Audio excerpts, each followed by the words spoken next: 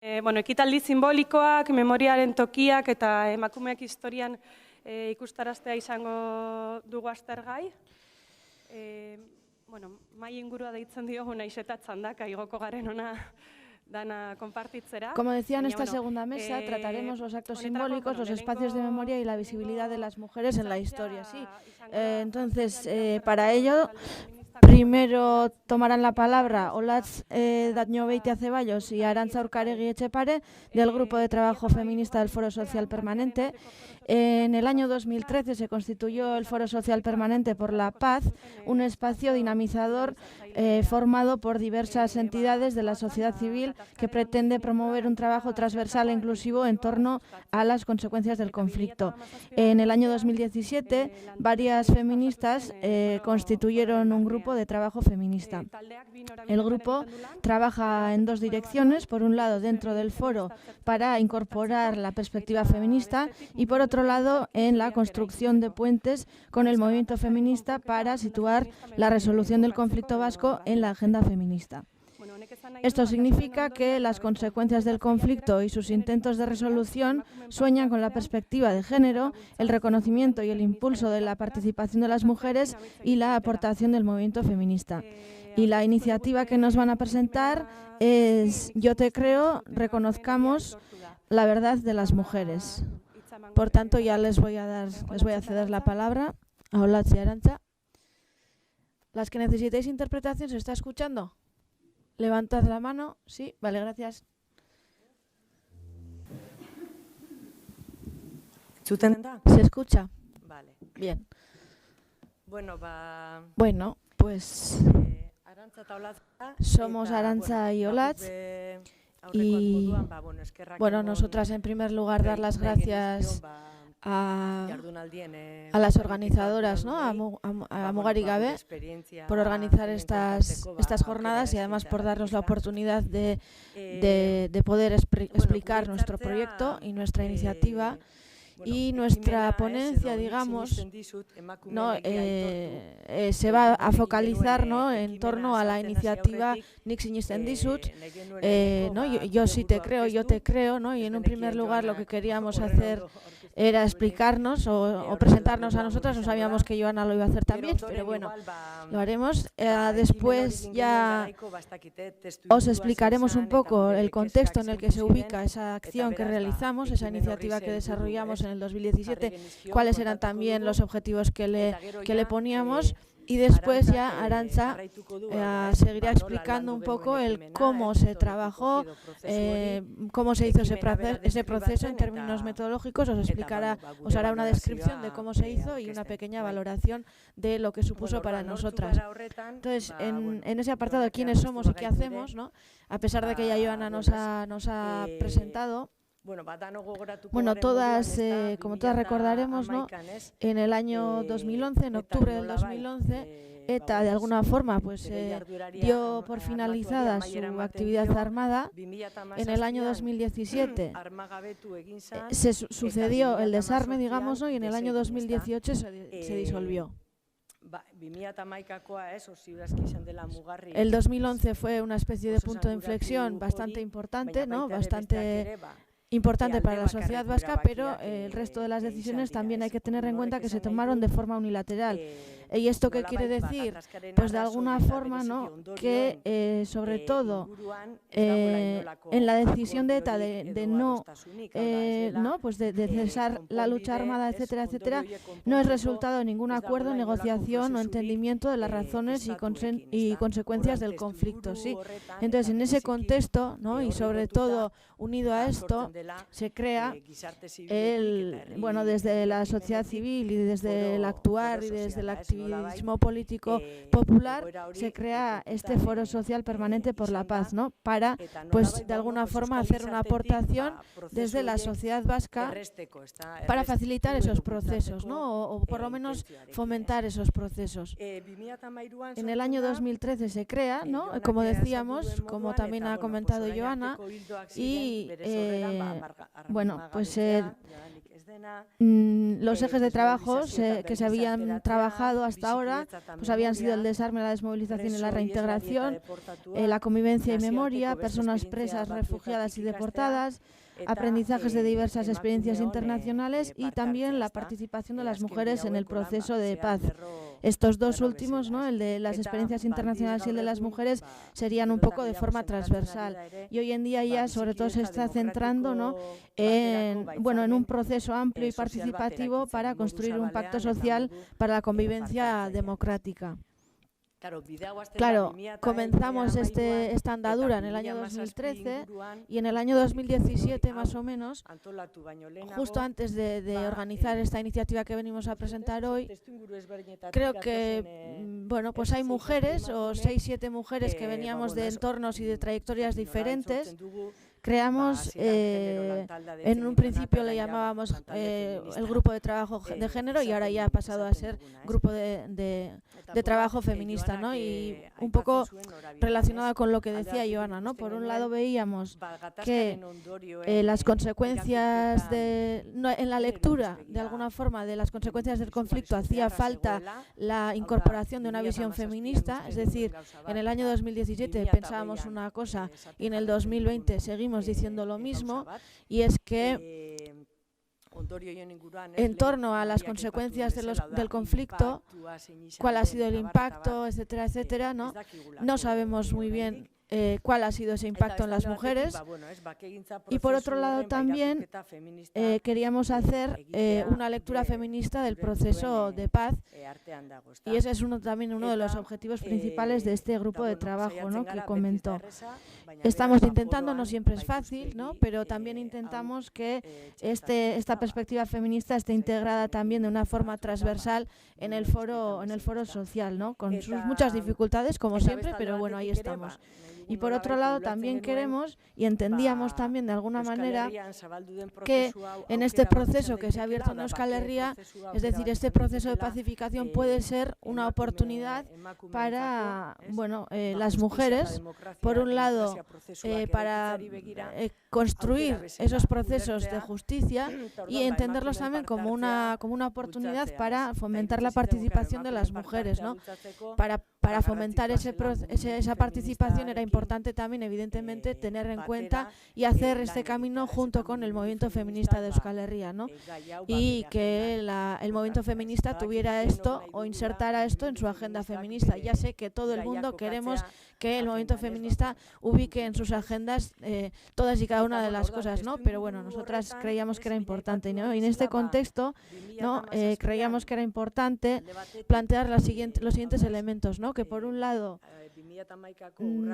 desde que se dio el paso del 2011, ¿no?, ya se había dado también el desarme, ¿no?, pero por parte de los estados español y francés no se atisbaba ningún paso, ¿no?, adelante. Es más, la dispersión había aumentado y seguía su curso, seguía habiendo refugiadas y personas huidas. Y con lo que tiene que ver también en el ámbito de la tortura, de hecho, pues el documento que había encargado el gobierno vasco todavía no se había publicado, ¿no? Y bueno, antes comentábamos, ¿no?, ahí en el descanso, ¿no?, que en el plan de paz del gobierno vasco en aquella época no se vislumbraba tampoco ningún aspecto feminista o de género en ese documento, ¿no? Entonces ese era un poco el contexto. En ese contexto también yo creo que de manera especial pone un hito también, y es que Sandra Barrenechea se enfrentó al juicio contra sus propios torturadores, ¿no?, contra los 4 torturadores que la torturaron. Creo que se llamó golpes y maltrato sexual o una cosa por el estilo. Bueno, y este juicio se desarrolló aquel año, ¿no?, en primavera del 2017. Y en aquel juicio asistimos a las siguientes cuestiones, ¿no?, que por ejemplo, que como antes han comentado, ¿no?, las mujeres en Chile los conceptualizaron como mujeres torturadas. Y bueno, pues tuvimos que escuchar una serie de barbaridades, ¿no?, que bueno, pues que de alguna forma normalizaban la violencia contra las mujeres, ¿no? Y que de alguna forma también evidencia claramente, ¿no?, cómo se alimentan la violencia política y la violencia machista. También se vio que en el caso de Sandra se cuestionaba y se ponía en duda las palabras de Sandra, ¿no? Y se le quitó credibilidad, ¿no? Y como pasa muchísimas veces, a Sandra la acusaron por injurias, ¿no? La acusaron de hacer injurias contra los 4 guardias civiles, ¿no? Y de hecho en muy pocos juicios, o en la gran mayoría de juicios, perdón, esto es lo que sucede, y esto lo unimos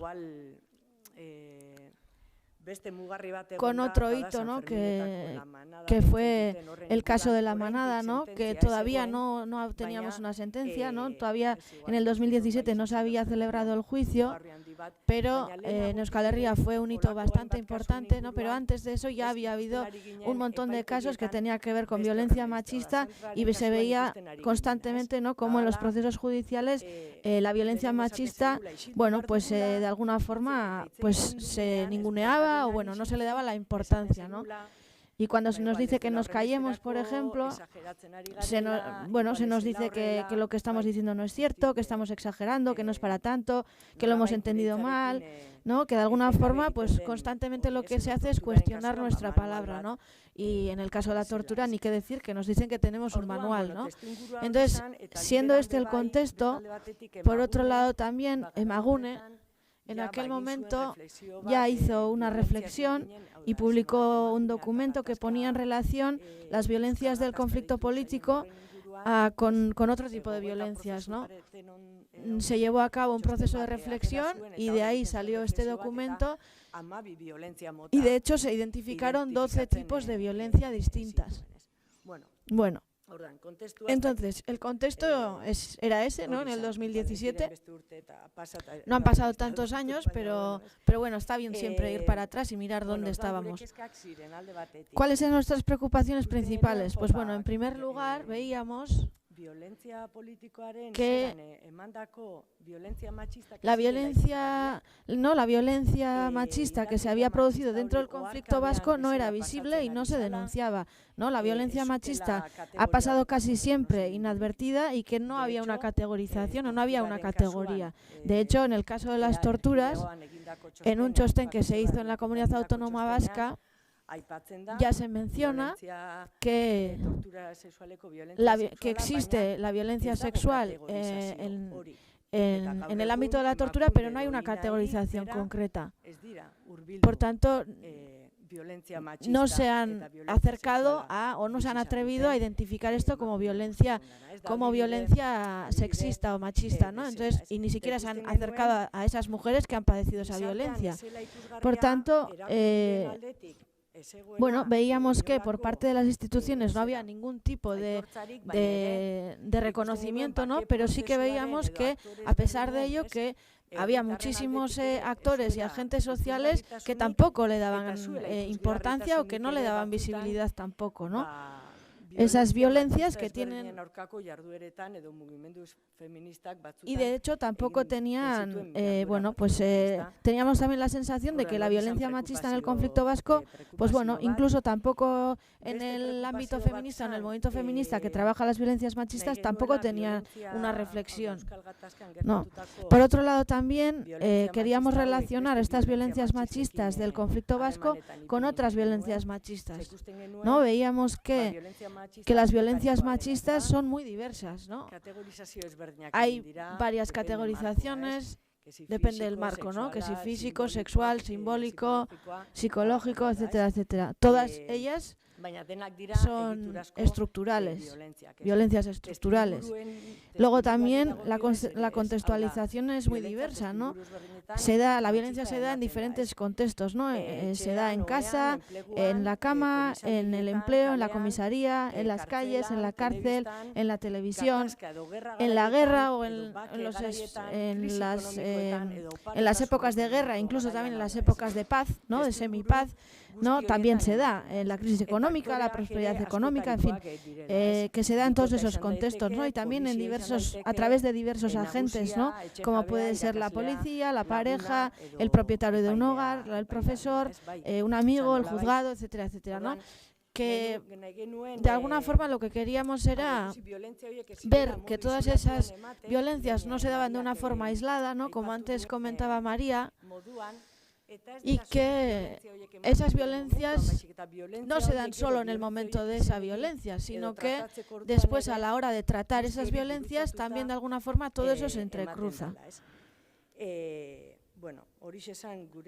Y eso era otro de los objetivos, ¿no? El visibilizar esa complejidad de alguna forma, y por otro lado también teniendo en cuenta el desprecio, la invisibilización y el cuestionamiento que vivíamos por parte de las diferentes instituciones, ¿no?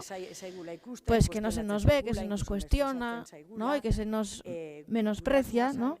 Nuestro objetivo también era de alguna forma activar bueno, pues la comunidad, ¿no? Y activar de alguna forma a la sociedad civil, y pensamos que para eso era el primer paso que teníamos que dar, era pues trabajar en torno al reconocimiento y a la credibilidad, ¿no? Y de alguna forma legitimar los relatos y las experiencias de las mujeres. Eso como primer paso.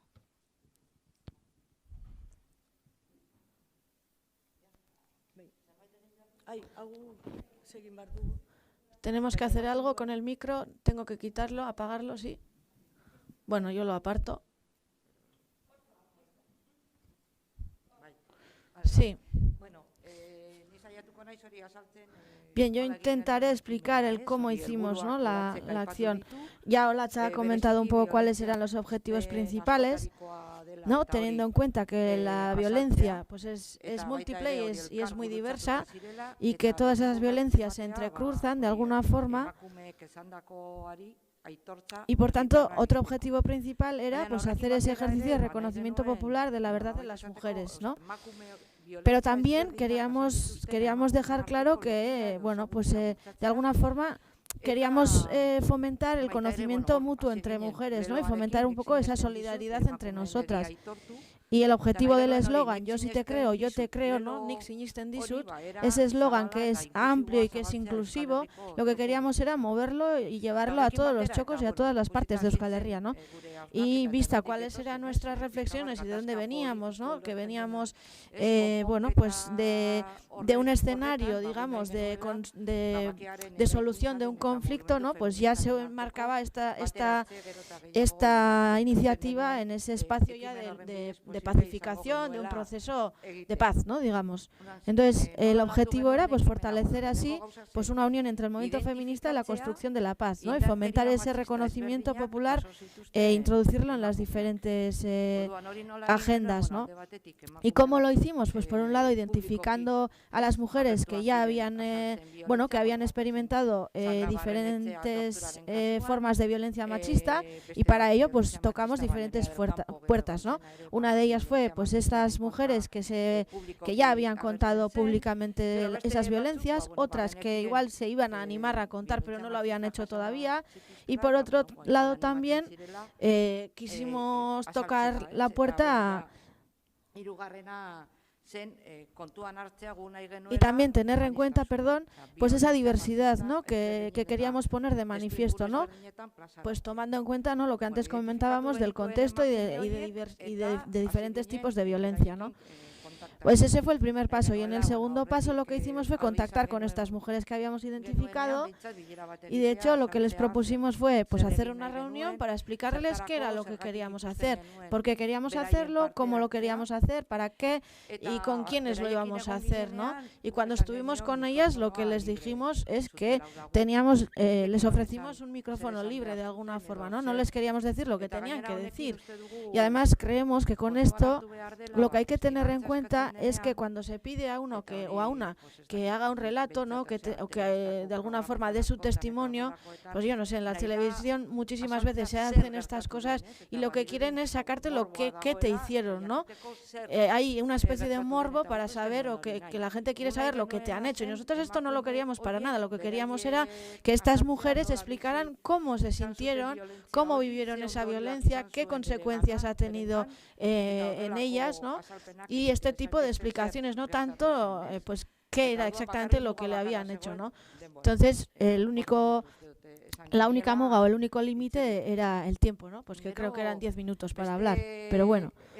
Otro elemento también que planteábamos a la hora de plantear esta acción era que había que fomentar una actitud de cuidado hacia estas mujeres, ¿no? O sea, nosotros queríamos cuidar a estas mujeres, ya sabíamos que este acto, bueno, esta iniciativa para ellas era muy duro, evidentemente, ya veremos algo después, pero era subirse a un escenario y no contar tanto exactamente lo que te ha pasado, sino el cómo te has sentido, y bueno, esto es un ejercicio muy complicado y muy complejo, y entonces ahí queríamos poner de manifiesto pues eso, ¿no? Que había que hacer un trabajo de cuidado hacia ellas, y por otro lado también pues fomentar el conocimiento mutuo, ¿no? Entre ellas, y eso sí que no lo pudimos conseguir porque de hecho se conocieron pues un poquito antes del mismo evento, en ese mismo día, ¿no? Y también quisimos cuidar muy mucho, ¿no? La visibilidad de los medios de comunicación, bueno, a ver si querían aparecer o si no querían aparecer, y también la elección del lugar, ¿no? No me da mucho tiempo a explicar mucho, pero bueno, algunas de vosotros ya estuvisteis, ¿no? Ya sabéis que se hizo en Solocoetxe, y bueno, ese lugar tenía una importancia grande, ¿no? Porque bueno, pues había sido una cárcel de mujeres y bueno, tenía un simbolismo importante, ¿no? Y bueno, pues al final fueron 7 las mujeres que contaron sus relatos. De hecho, pusimos para la primera mujer fue un vídeo, ¿no? A través de un vídeo, que era Johnny Tellería, que fue violada en la Guerra Civil, y conseguimos su testimonio gracias a la asociación Inchorta. Entonces tenía 14 años cuando fue violada. Después Nerea del Campo, que fue agredida por parte de su excompañero. Bueno, y Xone Fernández, que fue otra mujer, vascoparlante, abertzale, cantante, enamorada de la vida, que fue detenida por la Policía Nacional, humillada durante 5 días, destrozada, golpeada, insultada, abusada, amenazada, en fin, fue muy duro ese testimonio. Y May Lasa, que fue la siguiente, ella explicó, es una mujer que fue violada, y ella de alguna forma lo que quería trasladar era el sentimiento de culpa, ¿no? Por no poderse defender, ¿no? También un sentimiento de culpa por el daño causado a su familia, etcétera. Después Katia Gimberg, que fue una mujer migrada que fue encarcelada, y ella explicó cómo la cárcel es una institución para vulnerar derechos humanos. Después Lolita Chávez, que creo que ya todas la conocéis aquí, activista y refugiada de Guatemala, que ha padecido pues amenazas de muerte, de violación, todo tipo de amenazas por defender la tierra frente a las multinacionales, y ella lo que dijo fue que aquí se nos cree. Yo soy defensora de la vida y que la violencia es clandestinidad y el silencio obligatorio. Y después una mujer anónima nos trajo un testimonio de una mujer lesbiana, y decía que la violencia va más allá de la violencia física, ¿no? La violencia es como una especie de armario pequeño, porque decía que es como una especie de lugar asfixiante para protegerse de una misma, ¿no? Entonces, bueno, como podéis ver ahí, hay una página web en la que podéis ver el vídeo del resumen que se hizo. Eran mujeres varias y diversas violencias. Todas esas violencias se entrecruzaban. Evidentemente, bueno, pues la violencia machista se entrecruza pues con la raza, con la clase social, con la ideología, con la procedencia, etcétera, etcétera, ¿no? Entonces hay otro elemento común, era la víctima o las supervivientes, el sentimiento de culpa, el dolor y la rabia, y la fuerza para enfrentarla junto con otras mujeres, ¿no? Todas esas ideas aparecían en todas y cada uno de los testimonios que dieron, ¿no? No estuvieron todas las violencias porque sería absolutamente imposible, ¿no? Teníamos otras en el ámbito laboral, por ejemplo, pero por nuestra parte sí que hicimos un esfuerzo importante para que, bueno, pues tomaran parte diferentes violencias, ¿no? Y nosotras queríamos que participara una persona de violencia, una mujer que hubiese parecido la violencia de ETA, ¿no? Pero no pudo ser. Queríamos, pues bueno, pues de alguna forma reconocer todas las violencias que habían existido en el conflicto vasco, ¿no? Y bueno, en torno a la violencia de ETA no hay, bueno, hay una sola investigación que se hizo, pero bueno, en ese estudio no hay nada que tenga que ver, ¿no? O que se le haya podido insertar una perspectiva feminista, bueno, porque queríamos de alguna forma, ¿no? Pues incorporar esa visión también, ¿no? Pero bueno, no lo conseguimos. Después se leyó un manifiesto y queríamos hacer un ejercicio de reconocimiento, ¿no? ¿Y cómo lo hicimos? Pues las mujeres a través de un aurresku, ¿no? Que es un baile típico de aquí, que se hace pues de saludo. Ya todas conocéis lo que es el aurresku. El aurresku normalmente, ahora es verdad que se ha colectivizado, pero siempre era una única persona, un aurresku muy diferente. No, porque como podéis ver es un... Bueno, pues es un baile que se hizo pues entre las personas que dieron su testimonio y que estaban presentes.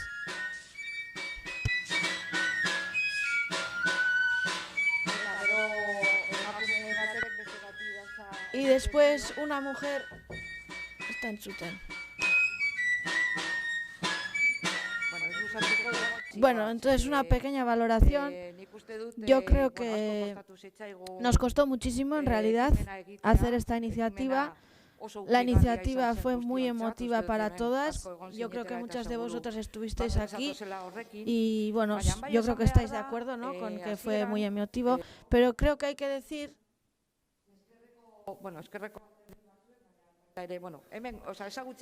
Creo que hay que decir que en un principio algunos partidos políticos de izquierdas no entendían muy bien, no nos preguntaban a ver por qué queríamos mezclar, ¿no? Entre comillas, ellos decían mezclar. Para nosotros esto era una iniciativa que se entrelazaba, ¿no? Y afirmar la relación existente entre las dos, ¿no? Ellos decían a ver por qué mezclábamos la violencia sexista o la violencia machista y el resto de violencias, ¿no? Y yo creo que después de la actividad, yo creo que entendieron, ¿no? E hicieron una valoración muy positiva, ¿no? Y para nosotros era de hecho un reto bastante importante porque, bueno, hubo ahí una intentona para poder cambiar o no hacerla incluso, ¿no? Hubo ciertas resistencias, ¿no? Porque no se entendía muy bien, ¿no? Y nosotros lo que planteábamos era que queríamos que todas esas violencias estuvieran encima de la mesa, ¿no? Y que es evidente que aquí no ha habido una única violencia, que ha habido muchas violencias y todas esas violencias se han entrecruzado y, bueno, si queremos llegar a un escenario en el que convivamos todas, pues todas esas violencias se tendrán que enfrentar y se tendrán primero que reconocer, ¿no? Y en ese camino para nosotras fue pues un primer paso, ¿no?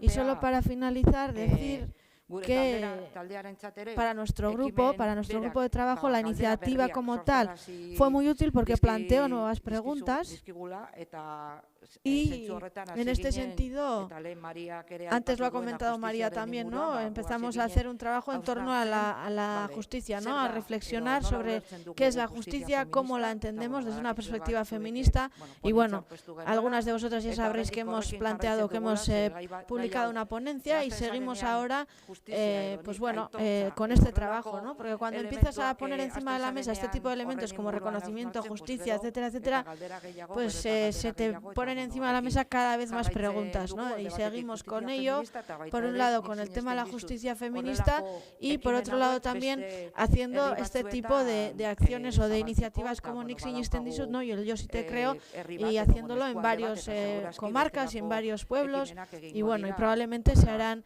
este tipo de iniciativas similares a lo largo ancho de Euskal Herria.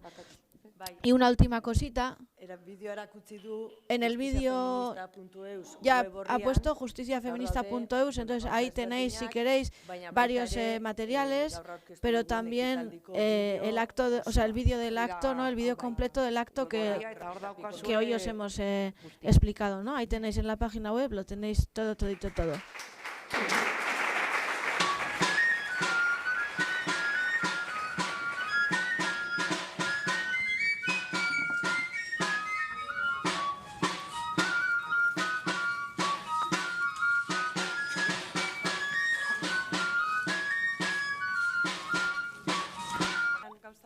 Bueno, después de poner las correspondientes almohadillas, etcétera, etcétera, ¿se me escucha así? Sí.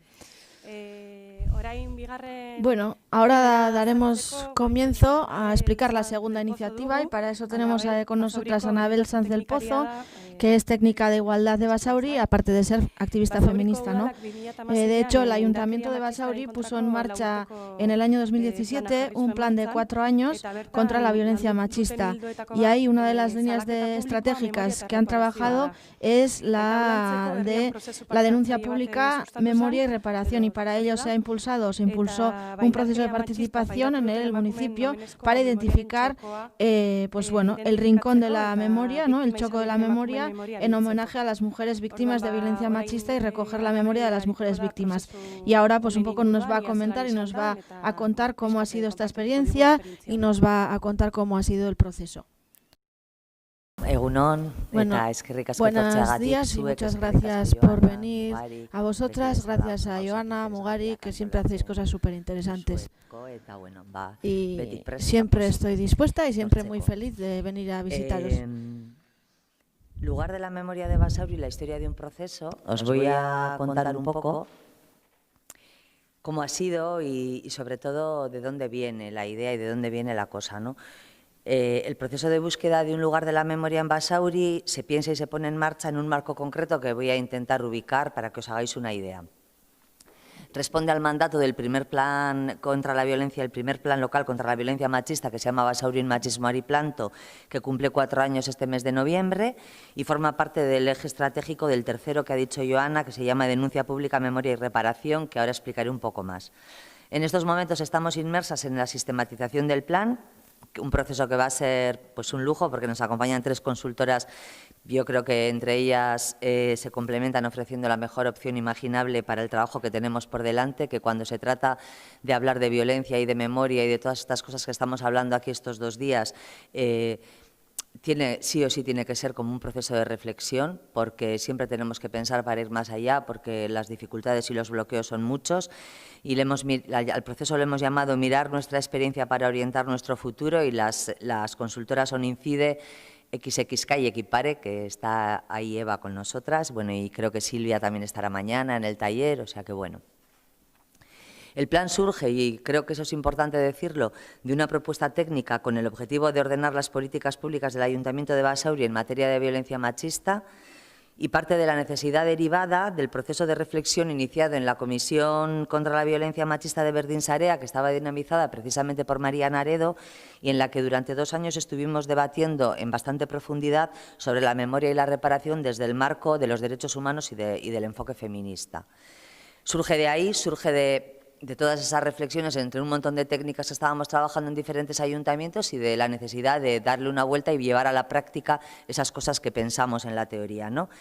Surge prácticamente sin medios económicos, o sea, no teníamos dinero, era un empeño técnico porque nosotras creíamos que para hacer mejor nuestro trabajo debíamos hacerlo, pero no había una apuesta de medios técnicos, y se realiza buscando pues también el compromiso de la corporación y avanzar en el tratamiento de la violencia, ¿no?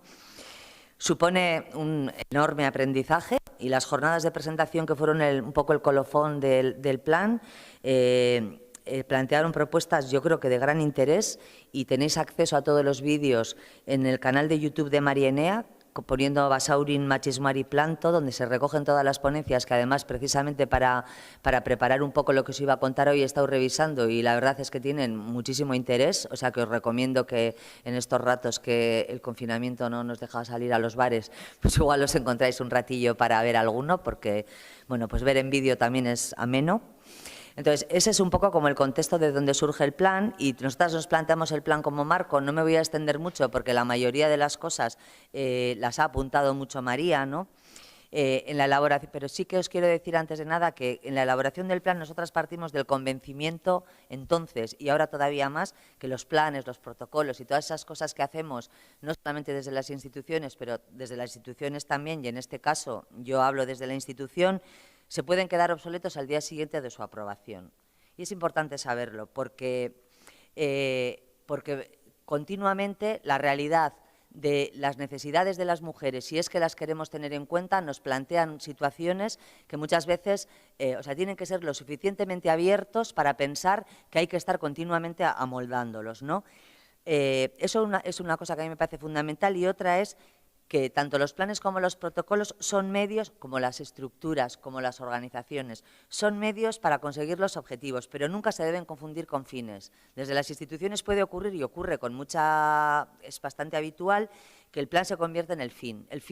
Tener un plan se convierte en el fin. Y una vez logrado, se olvida la necesaria implementación, los recursos para la implementación, la evaluación, el seguimiento, todo eso que es tan importante. Os voy a explicar someramente los ejes del plan para llegar al origen del proceso del lugar de la memoria que hoy nos ocupa, porque además fue una de las cosas que nos ocuparon mucho tiempo de reflexión. Nosotras queríamos que en los ejes del plan, que son 3, y además es un plan que tiene muy poquitas acciones, hubiera como 2 partes. Una parte que es todo lo que tiene que ver con la atención y con las necesidades de las mujeres y de la ciudadanía en general, y otra que tuviera que ver con la transformación social. Y en todos los ejes esas 2 dimensiones están presentes. Simplemente lo voy a nombrar. Nosotras hablamos de sensibilización y prevención en un sentido amplio, y también de toma de conciencia, porque sensibilizamos a la población para que tome conciencia, y con la toma de conciencia se active hacia la transformación social. No nos vale hacer campañas que se quedan en simples campañas, y eso nos parece fundamental, que debe ser una herramienta que nos permita anticiparnos a las situaciones de violencia. Cuando hablamos de atención integral y de recuperación, en el sentido que ha hablado María y que lo ha contado excepcionalmente, tal, pero también de empoderamiento, bueno, ya sé que es muy manida la cosa, pero a nosotras, bueno, nos sirve para las cosas que hacemos desde las instituciones.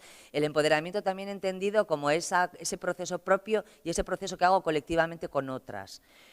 Y cuando hablamos en concreto ya de lo de la denuncia, hablamos de memoria y de reparación, y nosotras decíamos que la memoria y la reparación tenía mucho que ver también con la denuncia pública. Por eso incluimos la denuncia pública como eje fundamental en ese marco de la memoria.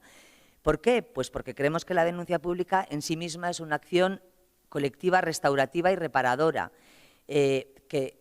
cuidado, solo es efectiva si se realiza en continua interlocución con la ciudadanía. En este caso, si estamos hablando de violencia machista, con el movimiento feminista y el tejido asociativo de mujeres del municipio, sin olvidar, que duda cabe, la importancia de capacidad y escucha y de respuesta que tienen que tener las instituciones.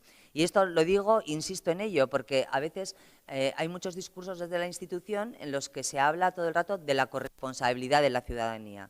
En lo que tiene que ver ahora también con el COVID y con muchas cosas lo vemos, pero con la violencia machista siempre se habla de la corresponsabilidad. Y vale, vamos a ser corresponsables, pero nunca podemos comparar la responsabilidad que tiene una institución responsable de planificar y de llevar a cabo las políticas públicas con la ciudadanía, no se puede olvidar, ¿no? Luego, cuando hablamos de memoria, bueno, he llegado tarde, no he podido escuchar a Luz, pero bueno, con Luz hemos trabajado también en varias ocasiones, con lo cual entiendo que lo que habrá contado cosas bien interesantes. Nosotras partimos en lo de la memoria en el plan, con que las víctimas de la violencia machista habitualmente caen en el olvido y muchas veces ni siquiera son reconocidas como tales. Entonces, recuperar la memoria colectiva de las mujeres que han sido víctimas y la memoria histórica de las asesinadas se convierte en un acto de justicia social en sí mismo y de reconocimiento. Y la reparación, no me voy a parar porque bueno, es un poco lo que María contaba, ¿no? Con estos mimbres, nosotras en 2018 empezamos un proceso participativo de casi un año de duración con el objetivo de identificar un lugar de la memoria en Basauri. El proceso de identificación se realiza desde la filosofía que caracteriza un poco el trabajo del área y que intentamos mantener, que es como 3 cosas fundamentales, ¿no? Trabajar en clave de laboratorio, que tiene un poco que ver con lo que os decía al principio, de estar siempre pensando en lo que puede ocurrir por todos los lados, el acompañamiento de procesos como estrategia prioritaria y la participación como un objetivo y una metodología a la vez. Nosotras tenemos como objetivo que las mujeres participen, pero lo hacemos ya planteando desde el principio estrategias que permitan esa participación, y eso creo que es clave en nuestra forma de trabajar. El proceso consta de varias fases, una de recogida de información y hemeroteca, que tiene que ver con ver qué ha pasado con las víctimas de violencia en el municipio, otra que tiene que ver con entrevistas a personales de informantes clave y entrevistas con las familias de las asesinadas y de los procesos de las asesinadas y luego procesos grupales. decir que solo conseguimos información sobre las asesinadas desde el año 2000, que es cuando se pone en marcha el área de igualdad y se empiezan a registrar los casos desde la institución. Eso no significa, como os imaginaréis, que no haya habido antes, pero no se registraban. La importancia de que se registre lo que ocurre, ¿no? El contacto con las familias de 3 asesinadas que hay desde el año 2000 fue fallido en todos los casos, por diferentes motivos. Uno de los casos porque era una joven rumana cuya familia ya no vivía en el municipio en el momento de hacer esta investigación y no pudimos dar con ella. En otro de los casos porque fue imposible, porque solo el único contacto, la referencia que había eran 2 niñas pequeñas que había dejado la madre, que ya estaban en procesos de adopción y no fue totalmente imposible. Y es destacable que el único caso en el que se logró contactar con la hija y el hijo se manifestó un tremendo malestar por la falta de acompañamiento institucional cuando ocurrieron los hechos. Fundamental. ¿Qué pone en evidencia este proceso? Bueno, en evidencia la falta de herramientas que tenemos para el acompañamiento. O sea, que está muy bien todo lo que decimos, pero luego nos vamos a un ayuntamiento o un municipio y ¿qué es lo que ocurre y qué es lo que tenemos? Que muchas de las críticas que nos hizo la familia con la que se logró contactar coinciden con las valoraciones y los malestares que relatan las mujeres supervivientes, las que están organizadas y las que son consultadas en cualquier tipo de investigación que se hace.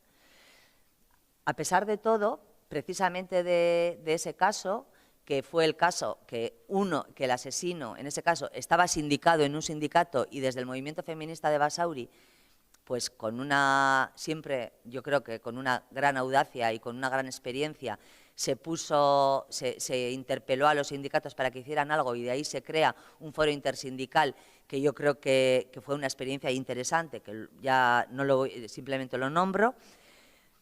Otra cosa que se pone en evidencia es que todo lo que hagamos de memoria tiene que referenciarse a una idea de memoria viva, sobre todo con lo que tiene que ver con la violencia machista, porque la violencia sigue existiendo, incluso vemos cómo se recrudece cada día, y que la reparación, el reconocimiento y la memoria tienen que ir acompañadas de recursos y medios, que son procesos largos, costosos, y que tienen que ir acompañados de recursos y medios, que el compromiso político pasa precisamente por eso.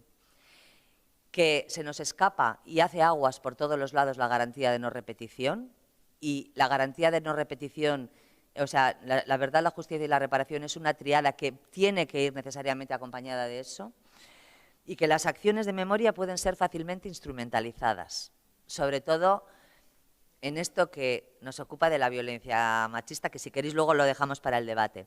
En otros procesos de recuperación de la memoria de víctimas aparecen casos que en su día no fueron reconocidos como tales e identificados como violencia machista, que bueno, que es verdad que hay poco recorrido aún, y las familias y personas allegadas hicieron sus duelos desde lugares muy diferentes, y es algo que tenemos que tener en cuenta, porque eran lugares muy diferentes a los que ahora reivindicamos. Por tanto, cuando iniciamos estos procesos es importante saberlo para ver y ser conscientes de que en algunos casos el proceso puede ser sanador, pero en otros casos igual puede generar pues, algunos problemas, ¿no? Eso en cuanto al proceso ese. En cuanto al proceso grupal, se hacen 2 grupos y en los grupos participa el Consejo de Igualdad y mujeres que no pertenecen a asociaciones, pero están vinculadas con el trabajo feminista que tanto desde la militancia como desde el área de igualdad se impulsa en el municipio. Participan mujeres de todas las edades, entre ellas supervivientes de violencia machista y algunas migrantes. Digo algunas porque pues igual de 25 mujeres fueron 1 o como mucho 2. Esa es la realidad que tenemos también en los grupos y sobre todo desde las instituciones. En los grupos buscamos empatizar con la situación y acercarnos emocionalmente a las víctimas y a sus familiares para intentar pensar en el lugar de la memoria desde nosotras también y desde las ideas principales que salen. Se genera una situación emocional muy intensa, antes Arantxa lo comentaba también con lo que se hizo desde el foro. Alguna participante no soporta la intensidad emocional de la situación y se ve obligada a abandonar el grupo. Eso nos conecta con toda la violencia simbólica, con toda la violencia que todas las mujeres sufrimos en esta sociedad. Las emociones que más se repiten, está bien que lo digamos porque tiene que ver también con lo que Arantxa nos ha explicado, ¿no? Se pueden clasificar como en 3 grupos, por un lado miedo, tristeza, soledad, dolor, por otro lado rabia, ira, enfado, impotencia y por último también, como no, porque eso es lo que nos lleva para adelante, lucha, fuerza, solidaridad. Bueno, Se decide que el lugar de la memoria debe ubicarse en un espacio visible y céntrico que nos permita reflexionar y pensar. Eso es algo que sale así como… que sea un espacio de encuentro, que invite a estar, a conectarse con el dolor, que sea un lugar referente para el movimiento feminista, que pueda realizarse desde allí las movilizaciones y los actos. Y como os decía antes, que la conocida audacia del movimiento feminista basauritarra vuelve a triunfar y se consigue con facilidad que el lugar que se reclama se acepte como lugar de la memoria. Una plaza que es muy céntrica, que para nosotras es referencial, que teníamos muy claro que debía ser un lugar que el movimiento reconociera como propio y que las mujeres vivieran como suyo y que lo quisieran habitar, ¿no? Tengo que deciros que en estos momentos el proceso está paralizado por el COVID y también que en este momento de incertidumbre no sabemos muy bien cuándo se retomará, pero bueno, todo ese trabajo que hicimos está hecho. Y también que nos surgen algunas dudas, solo me quedan 5 minutos, pero me da tiempo, me he organizado bien con el tiempo, que no suelo conseguirlo mucho. Algunas dudas que me gustaría compartir con vosotras aprovechando este espacio de las jornadas, ¿no? Son cuestiones que nosotras vamos a tener en cuenta en la sistematización del plan en el que estamos ahora y en esa fase de orientación para el segundo plan. Nosotras pensábamos, ¿no?, que es interesante pensar un poco más en cómo hacer frente a esta violencia machista que toma nuevas formas y que se adapta en este patriarcado metaestable que decía Celia Morós, no sé si os acordáis, en su tiempo, que ella decía que sus formas se van adecuando a las distintas estructuras de organización económica y social de una manera alucinante, a las reivindicaciones de las mujeres, a los avances sociales, pero preservando siempre ese carácter de sistema de poder y de sistema opresor, ¿no? Después de 14 años de ley de violencia, de 30 años de políticas de igualdad, nos tenemos que preguntar cómo estamos, no solo aquí, sino, por ejemplo, en los países nórdicos también, que tienen unas dosis de igualdad mucho más altas y mucho más importantes que las que tenemos ahora, y en cambio la violencia machista sigue siendo impresionante, ¿no? Pensar para reflexionar sobre ello. Lo que decía antes, ¿no?, cómo restaurar la memoria que definimos como verdad, justicia y reparación y garantías de no repetición en este contexto aquí y ahora, con un nivel de violencia pues muy alto, ¿no? Cómo construir un lugar de la memoria desde la institución frente a una realidad de violencia machista pues como la que tenemos. El lugar de la memoria, yo decía antes, es algo simbólico, es en sí mismo algo simbólico, pero es fundamental que lo habitemos con la realidad, con esa memoria viva, y que sea un compromiso, como decíamos, dotado de recursos. Si no, corremos el peligro de inaugurar un lugar que finalmente no restaure ni repare nada, que suponga mayor frustración y el peligro de la utilización que se puede hacer de la memoria de víctimas y supervivientes. Es muy importante llegar a consenso sobre cómo nos planteamos la justicia. Creo que el trabajo que se está haciendo desde diferentes lugares sobre qué es la justicia feminista es fundamental también, porque al final, pues yo no sé en otros lugares, pero sí es verdad que en Euskal Herria, pues bueno, estamos bastante conectadas, ¿no? Entonces no es por casualidad que hay un montón de técnicas feministas currando en las instituciones, que hacemos cosas, bueno, que intentamos hacer cosas, tal.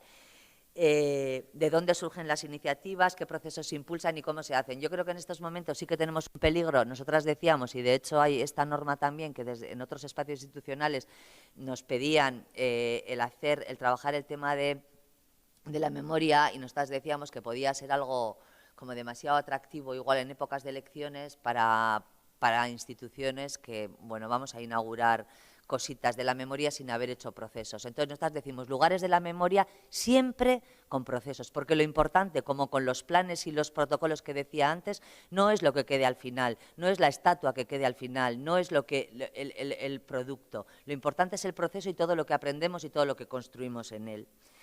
Os dejo para el debate una cosa que a mí me preocupa especialmente, que nosotras en María Enea le damos ahí mogollón de vueltas. Hay muchos campos desde los que abordar la reparación. Uno, que es bastante habitual, para terminar con preguntas. Cuando se producen agresiones en los institutos, ¿cómo abordamos la reparación? Os voy a poner el ejemplo. Lo digo por experiencia, ¿eh? ¿Qué pasa con el agresor? Se va 3 días a casa y cuando vuelve es jaleado por todos los tíos del instituto porque se ha atrevido a meter mano y es guay, que es lo que habrían querido. ¿Qué pasa con la chica agredida?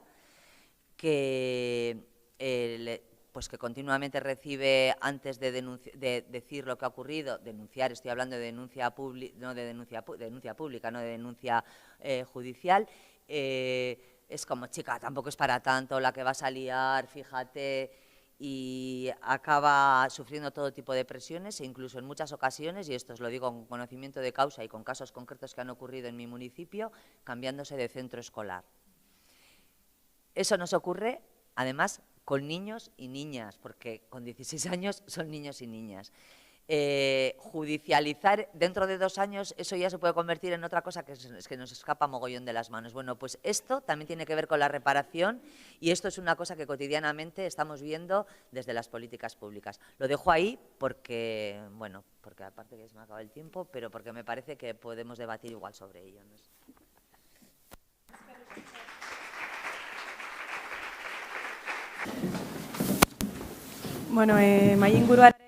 Bueno, pues para finalizar y que nos contará la tercera experiencia de esta mesa, tenemos hoy con nosotras a Nerea Villa Aranceta, de Inchorta 1937.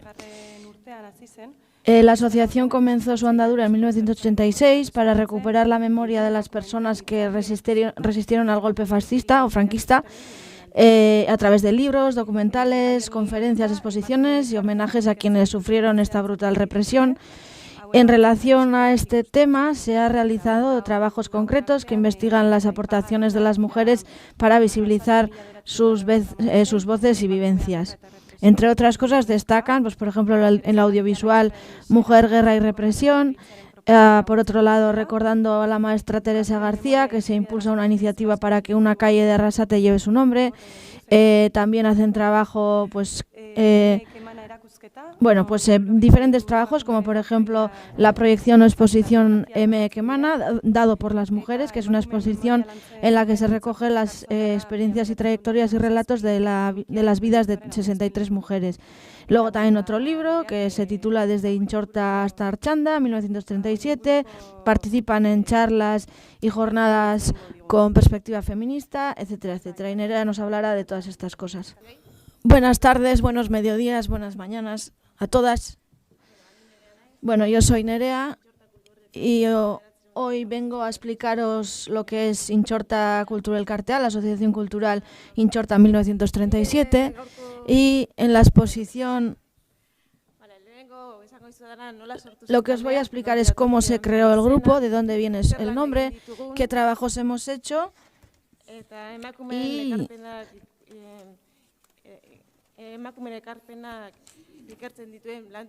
y también pues os vamos a explicar pues los diferentes trabajos que hemos hecho para intentar incorporar la visión feminista y cuáles son también los retos que tenemos de aquí en adelante. Entonces, aquí tenéis la primera diapositiva, que es antes de crear la asociación. Ya había en el Alto Deba una serie de grupos. En Arrasate, por ejemplo, teníamos el grupo Octubre, y en Vergara existía Ondo Bihurtu, que es convertir bien. Y aparte de estos grupos también existían pues personas individuales que estaban pues en Eibar, en Oñati, en Achavaleta, sin ningún tipo de grupos, pero que tenían una inquietud en torno a la memoria histórica. Y en 1986 se juntaron en ese grupo de Octubre varios estudiantes de historia y también Juan Ramón Garay, que es nuestro presidente, y a través de diferentes testimonios a hombres que todavía estaban vivos y que habían vivido en su día, ¿no? Habían recogido testimonios de las personas que habían vivido, pues bueno, pues en el frente o lo que sea, pues hicieron un libro, ¿no? Y en ese libro lo que se recoge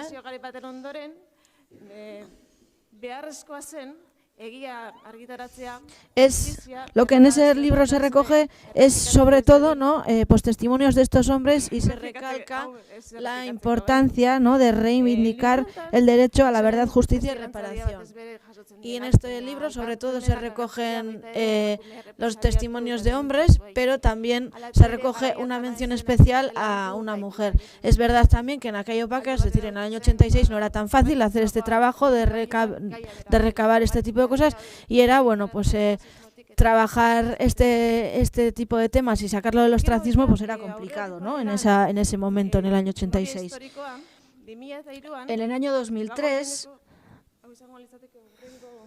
este sería un poco la siguiente diapositiva. Ahí está, bueno, en 1998 se hizo en Vergara una exposición. Esto sería una de las primeras cosas que se hizo. Y en la siguiente diapositiva ya explicamos Como podéis ver, en el año 2003, junto con pues, diferentes familiares, ¿no? La Asociación de Familiares de Fusilados de Debagoiena, el del Alto Deba, se plantó ahí un monolito para, de alguna forma, homenajear a los desaparecidos, ¿no? En el año 2004, en el Gueta se hicieron una serie de exhumaciones, tanto en el Gueta como en Arrasate, y se hizo junto con la Asociación Aranzadi. Y seguimos haciendo este tipo de exhumaciones, ¿no? Y gracias a esto, y visto que había bastante gente organizada y trabajando el tema de la memoria histórica, en el año 2005 se creará la Asociación Cultural Intxorta 1937. ¿Y por qué ese nombre?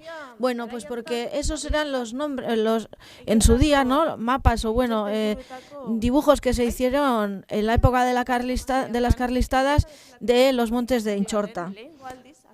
Por primera vez en la casa de Casari ya se crearán pues diferentes frentes para combatir el fascismo, ¿no? Y en esos frentes había mujeres, entonces había mujeres que defendían la idea de la república y que además venían con fusiles, ¿no? Entonces en Intxortas, que son tres, Intxorta Grande, La Pequeña y Gaztelumendi, que son tres montes, y ahí hubo antifascistas de diferentes lugares que también había mujeres en esos grupos, ¿no?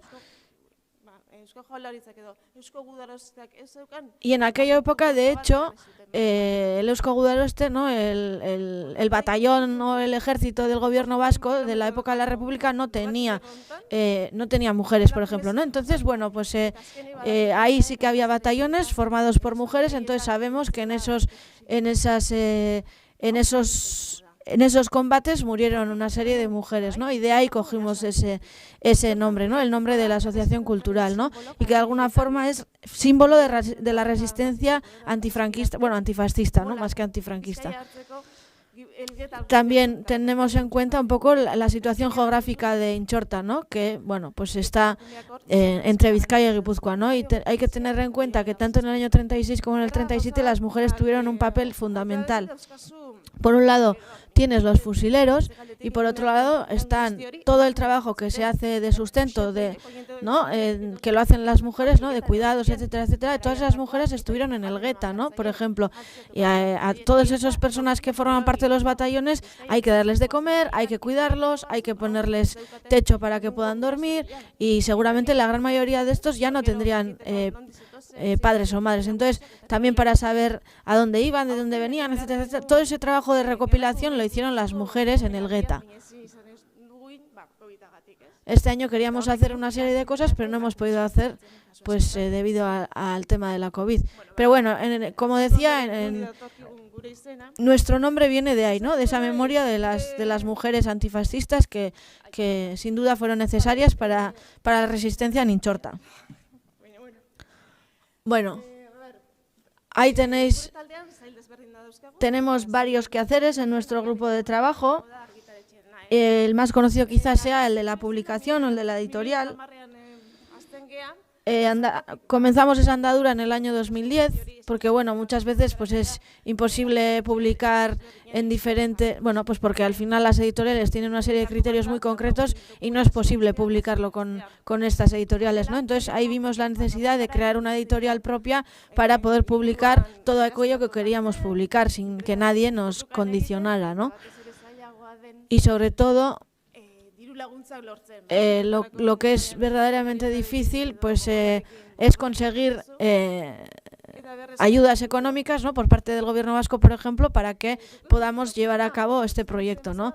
Como podéis ver, ya tenemos 24 libros publicados y 6 documentales.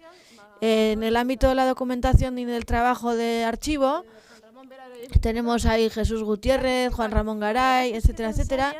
Luego tenemos también el ámbito de las exposiciones.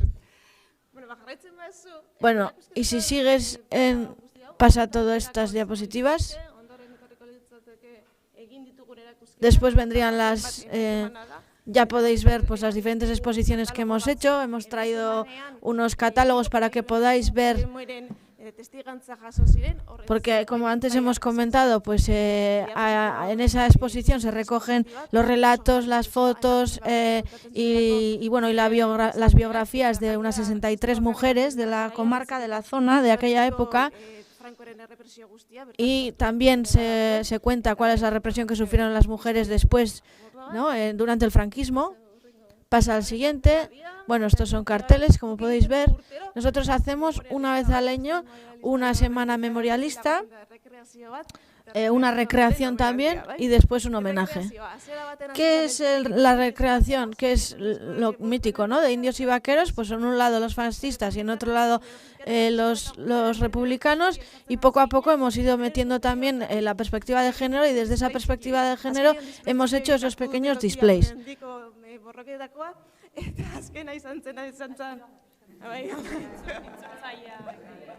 Ya, es que... Sí, me quedan 5 minutos y entonces tengo que meter el turbo, pero... Bueno, el tema de las recreaciones. Al principio era una lucha entre hombres, entre varones, y bueno, empezamos a meter, como decíamos también, pues el papel de las enfermeras, las personas que hacían la comida, también mujeres o sea, grupos de mujeres, grupos de fusileras también, o de mujeres que habían también participado con los fusiles. Es decir, intentamos darle esa visión feminista o más, bueno, pues una perspectiva de género, ¿no? Y después ya estaría también todo el tema de los niños de la guerra, y nuestro objetivo con todo esto era pues ensalzar, ¿no?, el trabajo que hicieron estas mujeres para cuidar a estos niños que dejó la guerra, ¿no? No tenían relación con ellos, pero dejaron de lado todas sus vidas y fueron a Inglaterra, a Bélgica, a Francia, y algunos incluso fueron hasta Rusia, ¿no?, a acompañar a estos niños y niñas, ¿no? Y muchos de ellas ni siquiera volvieron, se quedaron allí, ¿no? Si pasamos un poquito las diapositivas, bien, aquí hablamos en torno a las exhumaciones,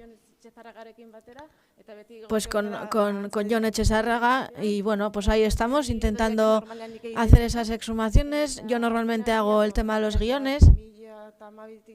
Desde el año 2012 más o menos es mucho. En el año 2016 homenajeamos a las mujeres, y de hecho ahí pues quedó en evidencia, ¿no?, cómo esas mujeres habían sido silenciadas por la historia. 2006, perdón. Y ahí contamos un caso concreto de una mujer que no me acuerdo el nombre. Después ya hemos comentado el tema de las recreaciones. Pasa a la siguiente.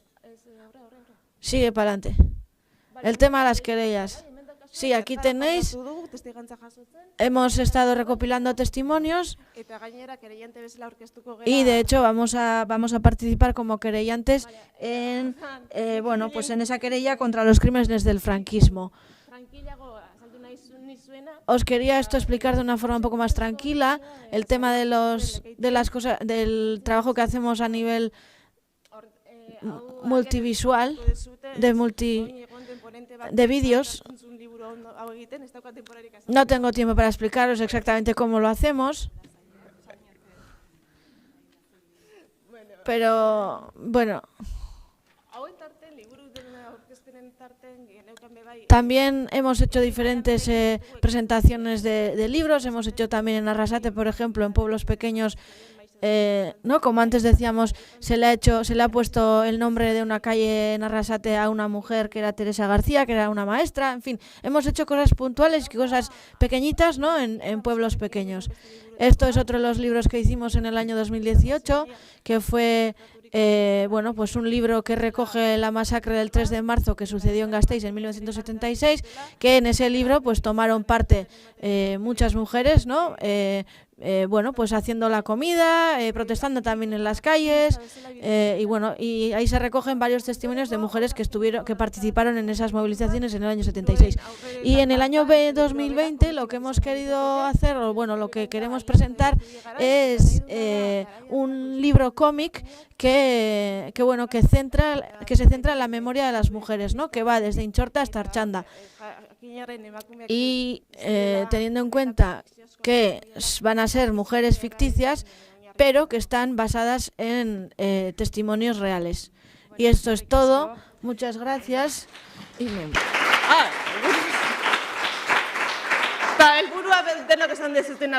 Y como antes os habéis comentado, ¿no? Pues el objetivo principal nuestro es seguir trabajando para que las experiencias, las acciones, bueno, pues la sabiduría y los aprendizajes de las mujeres, pues pasemos el testigo, ¿no?, de todas ellas y las homenajeemos como es debido, ¿no? Porque es evidente que conocemos la historia de los hombres, ¿no?, de la guerra civil, ¿no?, pero no conocemos cuáles son las vivencias, ¿no?, de esas mujeres, ¿no? Entonces lo que queremos hacer es, bueno, pues ese pequeño homenaje. Gracias a vosotras. Bueno, eskerrik asko Nerea. Gracias Nerea y perdona por las prisas. Nerea ha traído, bueno, esto es un catálogo, ¿no?, de EMEA que emana, ¿no?, de esa exposición de fotos y de biografías, etcétera, etcétera, que estuvo en 13 pueblos y la última vez lo pusimos en Gasteiz. Y de verdad la biografía es súper interesante, que toca a todos los palos. Ahí han dejado algunos panfletos, o bueno, para que lo podáis ver. Ahora abrimos el tiempo para las preguntas, para reflexiones.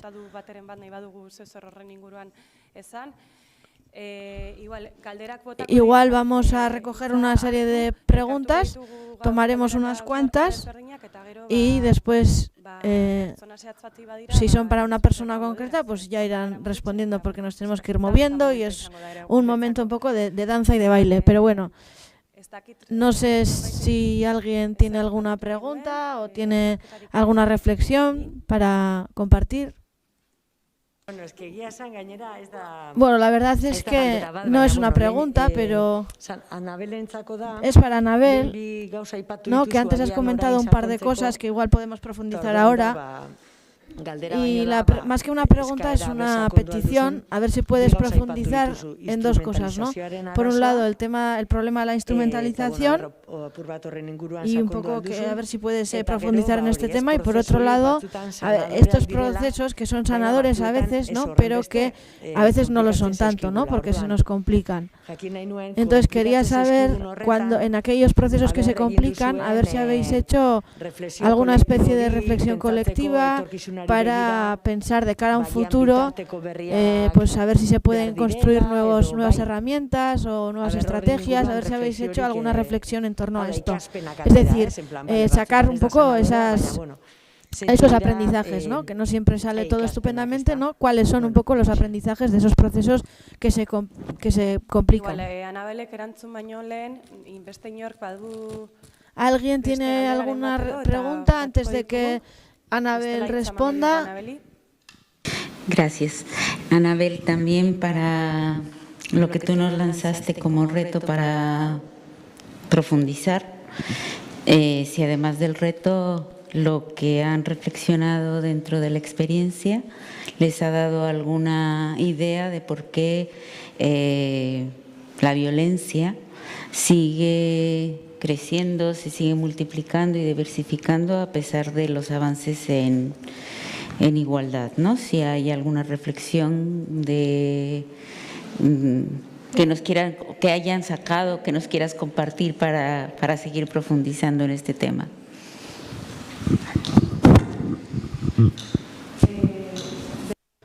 ¿Alguna otra pregunta o alguna reflexión antes de que Anabel conteste? Bueno, igual Anabel... baina... Ai, parkatu. Sí. Preguntar a Olatz y a Arantxa qué interpretación hacen del hecho de que ninguna mujer víctima de ETA haya querido participar en la experiencia que hicieron.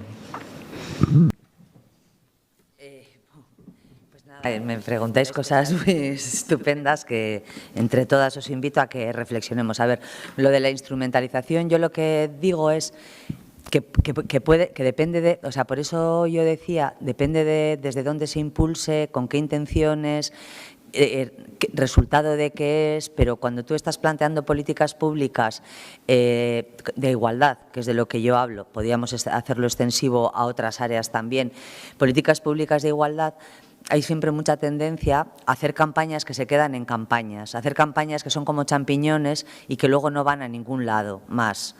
Eso, yo lo que digo es que el hacer una estatua, inaugurarla el día 25 de noviembre y decir que sirve para recuperar la memoria de las mujeres víctimas de violencia puede resultar muy atractivo para bueno, pues para partidos, para corporaciones que no tienen ninguna intención de hacer un trabajo más en profundidad de lo que de memoria. Me refería un poco a eso, ¿no? Que muchas veces nosotras además aquí en Igualdad sí que estamos bastante coordinadas y es verdad que los proyectos, nosotras además siempre decimos, o sea, copiemos los proyectos que de alguna manera, cosas que hacemos en un sitio, aprovechando la oportunidad de que hay una concejala que se lo cree o de no sé qué, que sirvan de palanca para que en otros sitios se puedan hacer también lo mismo, ¿no? Pero eso no significa que luego en todos los sitios se haga igual, porque detrás tienen que existir procesos. Yo me refería a eso, al miedo de que algo tan así sirva para repetirlo como champiñones y que luego realmente no esté pues sustentado en un proceso. Eso por un lado. Luego, con lo de los procesos, yo a lo que me refería es que la violencia machista, a pesar de que llevamos 30 años con políticas de igualdad, a pesar de que llevamos 15 años con la ley y no sé cuántos miles de años de movimiento feminista intentando conceptualizarla, todavía es una cosa mucho más, o sea, si lo hacemos desde un punto de vista histórico, es una cosa todavía bastante nueva. Entonces, muchas veces, cuando nos acercamos a la hemeroteca y cuando nos acercamos a recuperar y acercarnos a las víctimas de violencia machista, puede ocurrir que en ese momento los familiares o quienes quedan alrededor no hayan conceptualizado y vivido eso como una cuestión de violencia machista y les violente demasiado. Entonces, algo que nosotras vamos con la idea de vamos a impulsarlo porque creemos que va a ser sanador, resulta que no lo es. Nosotras, por ejemplo, una de las cosas con las que trabajamos también en la atención integral en el plan y que hemos tenido muy claro y hemos trabajado con el grupo de mujeres supervivientes de violencia en Basauri, es que decimos que vamos a intentar impulsar que las mujeres puedan recorrer un camino de víctimas activistas. Además, me acuerdo que eso lo hacíamos también, o sea, se hace desde muchos lugares, ¿no? Bueno, en el feminismo se ha hecho toda la vida y en muchos sitios, pero en el PA, por ejemplo, que es algo un poco reciente también, como las plataformas de afectadas por la hipoteca acaban haciendo un proceso de toma de conciencia que les lleva a convertirse en activistas de su propio problema y eso no solamente les resulta sanador, sino que les resulta, o sea, en el feminismo siempre hemos dicho, cuando tú pones en común con el resto de las mujeres lo que te ocurre, hay muchos procesos que son sanadores, te desculpabilizas, te organizas, compartes, generas redes de solidaridad. Bueno, pues eso, nosotras creemos que eso es sanador, pero igual depende de dónde nos acerquemos, no lo es tanto, porque no hay esa conceptualización de la violencia. Entonces, a veces, cuando iniciamos ese tipo de procesos, lo hacemos alegremente. Por ejemplo, nosotras, independientemente de que es verdad de que igual lo hicimos mal en ese proceso, en concreto con el caso que nos surgió, pero esa familia no quería saber nada de nosotras. No quería saber nada del ayuntamiento, porque se sintieron, no sé por qué se sintieron mal. Igual se sintieron mal porque el caso de esa familia en concreta fue el caso que originó el surgimiento del foro intersindical que tuvo mucha publicidad y igual lo que les pasó es que no querían verse todo el rato o que el caso de su madre y de su padre estuviera todo el rato en la prensa y nosotras lo entendimos mal. O sea, quiero decir que con unos objetivos que eran otros se nos puede volver y que eso lo tengamos en cuenta a la hora de iniciar procesos. Solamente lo dejaba ahí, ¿no? Porque creo que es importante. Y lo de por qué sigue creciendo, Norma, y tú me lo preguntas. O sea, ¿qué estamos? Sí, o sea, yo el otro día con lo de, o sea, con lo de preparar esto y otros líos varios en los que me he metido en estos últimos tiempos, estaba revisando algunas cosas y revisé una de las ponencias que os recomendaba el otro día, que os recomendaba antes, de lo de las jornadas de Basauri, que la planteaba Begoña Pernas, que me parecía sugerente porque estaba intentando, como ella planteaba algunas cosas para ampliar la mirada, ¿no? Ella decía todo el rato que nosotras siempre que hablamos de violencia machista hablamos de que la violencia machista se basa en la desigualdad y ella dice que eso es un error. O sea, que eso es un error porque que si miramos la historicidad de la violencia machista que en realidad no se basa en la desigualdad, sino todo lo contrario, se basa en la igualdad. O sea, las mayores cotas de igualdad que estamos consiguiendo las mujeres es lo que hace que haya un montón de hombres que no lo soportan. O sea, se produce más bien ese machismo reactivo. Y ella, bueno, dice cosas muy sugerentes. Yo os las cuento aquí, os recomiendo que veáis el vídeo, que es mucho mejor siempre ver a la original que a la copia mal explicada, pero a mí me resultaba sugerente esa idea porque creo que podemos partir de cosas distintas, ¿no? Ella también decía que muchas veces cuando se pregunta por qué hay violencia machista decimos por el patriarcado, porque es violento, porque es que dice ya, pero vamos a intentar pensar un poco más, porque eso es como cuando dices, siempre ha habido ricos y pobres. Ella además lo cuenta, que a mí me parece muy gráfico, y un día llega Marx y dice pero esto se llama lucha de clases, esto se llama no sé qué. O sea, vamos a intentar, nosotras lo hemos hecho con la violencia machista, pero yo sí tengo la sensación de que estamos un poco bloqueadas en este momento. Sí tengo la sensación de que no sabemos muy bien a dónde ir, porque lo que hacemos no tiene muchos resultados. Claro, siempre partimos con pocos medios, pero es verdad que esa situación que yo os decía en los institutos se está produciendo, seguramente si miramos para atrás, en el momento en que los chicos y chicas de esa edad tienen la situación más igualitaria que hemos conocido nunca. Y en cambio se sigue produciendo y encima se recrudece y encima… Entonces, ella plantea algunas cosas interesantes que, como os digo, os recomiendo que veáis el vídeo, y plantea dos cosas. Ella dice, mirar la historicidad para atrás, y dice la desinstitucionalización de la familia como un factor fundamental. Ella dice que el modelo patriarcal y de familia nuclear y patriarcal, porque la familia es así, está en declive total. De hecho, cuando daba el dato decía que se registraba que la familia en ese sentido solamente había un 34% y que el resto son familias totalmente desestructuradas en la que la masculinidad hegemónica está en declive total. Y ella decía que los tíos no lo llevan, se les quita ese protagonismo y se les quita ese poder, pero bueno, lo pueden soportar más o menos porque en realidad, pues bueno, pues está mejor igual tener una compañera que una esclava, ¿no? Al lado, para muchas cosas, incluso para hombres que no son especialmente feministas. Pero ella dice que hay una cosa que es el buque insignia del machismo que salta todos los resortes, que es la ruptura de la pareja, cuando la pareja se rompe. Cuando la pareja se rompe y hay un divorcio. Entonces ahí todos los hombres, independientemente de que hayan pasado por esa situación o no, hablan les sale el machismo más recalcitrante y empiezan a decir porque se queda con todo, se quedan con los hijos, se quedan… y se establece luego como una nueva camaradería entre hombres que llega a cosas como asesinar a tus hijos, el síndrome de alienación parental, organizarte… Llega a cosas que son las que estamos viendo en estos momentos. Entonces, que lo miremos desde ahí. Bueno, es muy largo, es que me estoy metiendo… que os recomiendo que la miréis a ella, pero creo que porque Maite Larrauri también habla de eso, Maite Larrauri también habla que tenemos que dejar de decir que la violencia ocurre por la desigualdad, porque hay más violencia, porque hay más igualdad, y me parece que es un cambio que podíamos empezar a pensarlo desde ahí. Eskerrik asko. Muchas gracias. Ahora Arantxa, vale, no sabía quién de las dos iba a subir. Bueno, yo voy a dar mi opinión. Bueno, quiero decir, no hicimos una valoración así de eso, ¿no? Yo voy a señalar, yo creo que es un tema de varios factores, bueno, primero hay que situar que era 2018, es decir, también había pasado muy poco tiempo, y yo creo que hay un elemento fundamental, y es que así como con el resto de mujeres hablamos directamente las personas del grupo, diferentes personas, en este caso pues hubo una intermediación, digamos, bueno, pues porque era una persona de un partido. Yo creo que ahí se mezclan. Bueno, otra cosa que no he dicho, víctimas de ETA hay muchas también. Entonces, bueno, estábamos pensando en mujeres víctimas que habían salido hablando y trabajando por la resolución del conflicto, digo, porque con otras no se puede ni hablar, quiero decir, pero bueno.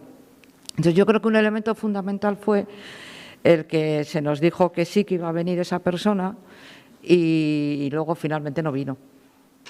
Entonces, tampoco se nos dieron explicaciones, pues yo creo que es un poco fruto de, en esos momentos, la situación política todavía, quiero decir que puentes, digamos, por hablar de una manera, entre diferentes violencias, pues víctimas de violencias, pues todavía estaban muy cortadas, ¿no? Yo personalmente, aunque Olatz no está muy de acuerdo, yo creo que si hoy lo hiciésemos sí que tendríamos una mujer. Y luego, o sea, una mujer víctima de ETA. Y luego, que ahí es donde puede estar un poco también ver si es posible o no. Claro, nosotras estamos pidiendo que se haga una reflexión como mujer de lo que ha vivido como mujer.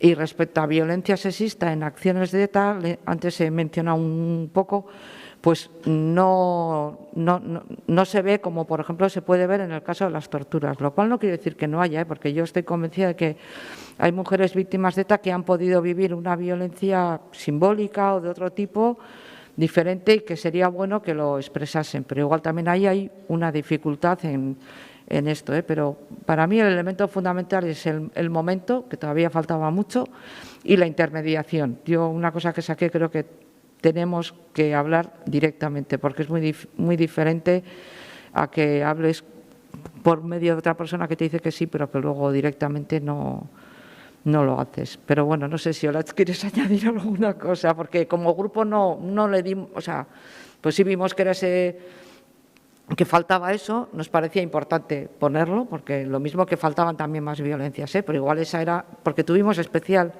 interés en que pudiese salir así, porque precisamente también la política del foro es hablar y tratar el dolor de todas las víctimas, ¿no? Entonces nos parecía importante que estuviese, pero no lo conseguimos. Vale, pues muchas gracias. Por tiempos vamos a tener que dejar aquí. Si alguien quiere reflexionar sobre los temas que hemos tratado hoy, pues lo puede hacer después a la tarde o también tendrá el día de mañana para poder hacerlo y para seguir comentando todas estas cuestiones. Y muchísimas gracias por venir y estamos después.